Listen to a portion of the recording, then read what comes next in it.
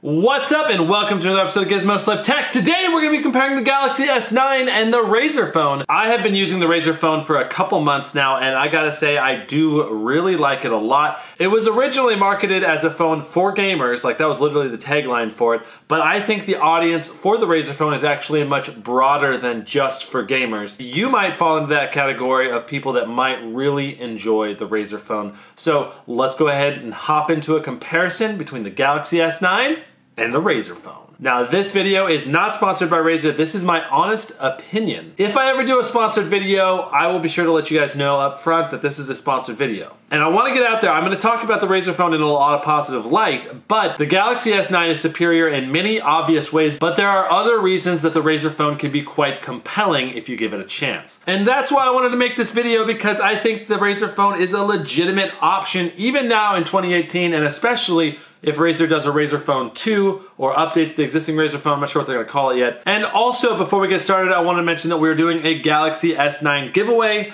Link in the description if you wanna enter that. Ends March 31st. Let's go ahead and hop into this comparison right now. Let's start this off by talking about the design differences between the two. The Galaxy S9 features a 5.8, much narrower and taller display. The Galaxy S9 Plus features a 6.2 inch display. We're gonna primarily be talking about the S9 versus the Razer phone. They're similarly priced, but many of these same things will apply to both of these phones. Even though the Razer phone is 5.7 inches long, it's actually technically a much bigger display because it's at a 16:9 aspect ratio, which is a wider, more full media experience in my opinion. The major advantage of an 18.5:9 aspect ratio in my opinion is that you get a larger display in a smaller size, easier to hold overall and easier to use one hand. And because the Razer phone is a 16:9 aspect ratio, it's going to be wider in your hand, so you have to have fairly large hands to be able to use it at all one-handed. It feels as large as a Note 8, even though it doesn't have as large of a screen. Now the S9 features glass and metal on the front and back, while the Razer just has metal on the back. The glass back on the S9 allows for wireless charging, which is incredibly convenient, just being able to set your phone down. It's a lot easier to keep your phone topped off with wireless charging. And the S9 features water and dust resistance, which is also incredibly nice. A couple things that do make a difference. The Razer phone only has Gorilla Glass 3, while the S9 has Gorilla Glass 5. The S9 also has a fingerprint sensor on the back, while the Razer phone integrates it in the power button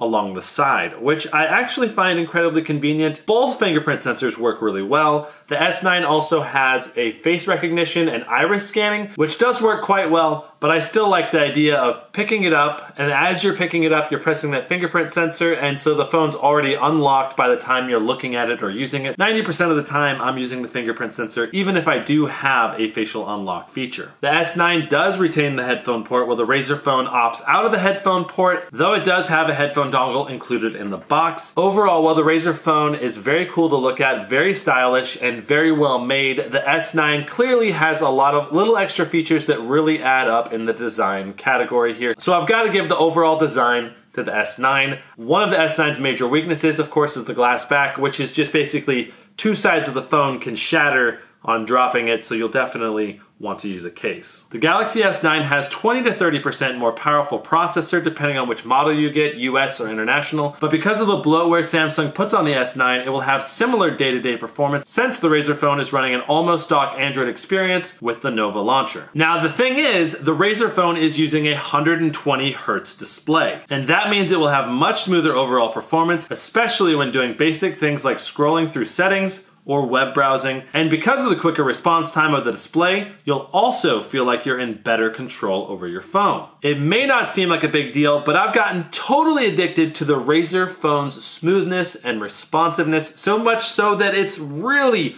hard for me to go back to an Android experience that's not over 100 Hz. And I'm not the only one that feels that way. MKB recently also tweeted something very similar. One major difference in performance going for the Razer phone is the extra 4 gigs of RAM that it will have over the S9, or extra 2 gigs compared to the S9 Plus. This will allow more apps to stay open in the background, reducing loading time when you switch back to those apps, which is incredibly useful, but certainly not a massive jump in performance by comparison. Both phones come with 64 gigs of storage, and both have micro SD card slots, which I think is incredibly useful and a big thumbs up from me. When it comes to raw processing performance, the S9 is clearly in the lead. Just depends on what you're looking for. If you're gonna be rendering lots of videos, the S9 will definitely have better performance, but if you're looking for just day-to-day stuff, I'm pretty sure the Razer phone will provide a better overall experience, but I can't wait to do a speed test to verify that claim, which will be coming soon. When it comes to display quality, each phone has its strengths. The S9 has a very vibrant and very colorful display with deep blacks, high levels of contrast. It's like the ultimate video viewing experience in my opinion. While the Razer phone has a 120 Hz IGZO display,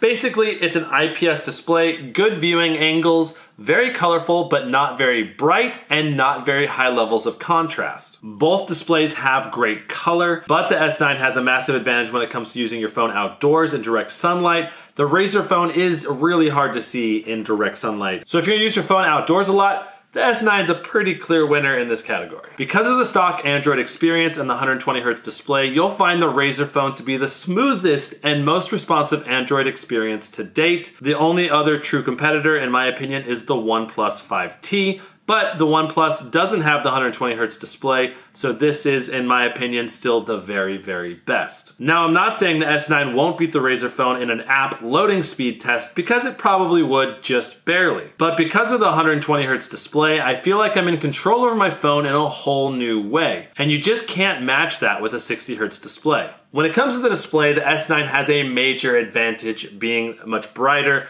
much more colorful. But if you crave a fast and smooth Android experience, the Razer phone is probably the phone for you. Now, when it comes to gaming, the S9 has a clear advantage with the improved processor and GPU, as well as a brighter, more colorful display. But the Razer phone also has some advantages. It has a much larger battery, and on top of that, the display takes less power, so that you're gonna be able to game for longer. And of course, you also have the 120 Hz display. But which games can you even play at 120 Hz on a mobile platform? Razer has worked with a number of game developers to get a bunch of games up to the 120 Hz refresh rate. Razer did include a game booster app that allows you to set the resolution, the target frame rate, the CPU clock. By reducing the resolution, upping the CPU, and increasing the target frame rate, most Android games will have a target frame rate of either 30, 40, or 60 frames per second. By adjusting the background target frame rate, you're able to increase the overall frames per second, even on a mobile experience. One cool thing about this is that you can also reduce the target frame rate if you're running low on battery, or you're gonna have a really long gaming session, so you can have that really long battery life. Now, Samsung has a similar app, but I found it wasn't as fully featured as the one on the Razer phone. The Razer phone also has two more advantages that are a little harder to notice at first, but make a big difference.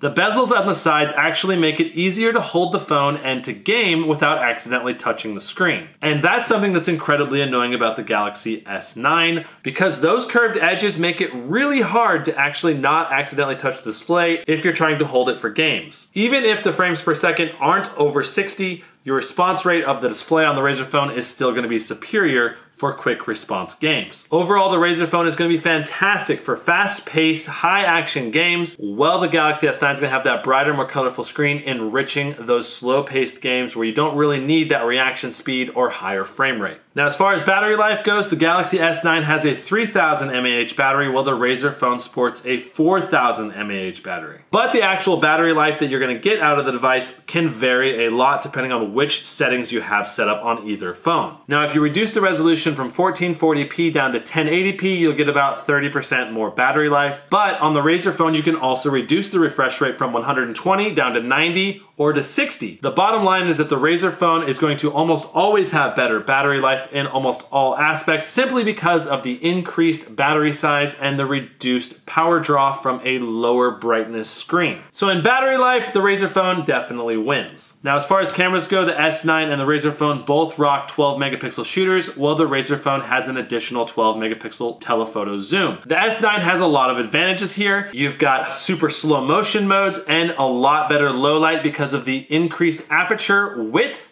at 1.5. That's going to allow in up to 28% more light than the S8. You also have the fact that the Razer phone is rocking camera sensors from the Galaxy S7. That means that the Razer phone's cameras are not bad per se, they're just not amazing, and they're certainly far from top of the line. If you're super into having the best camera, the Razer phone's clearly not for you. Get the Galaxy S9.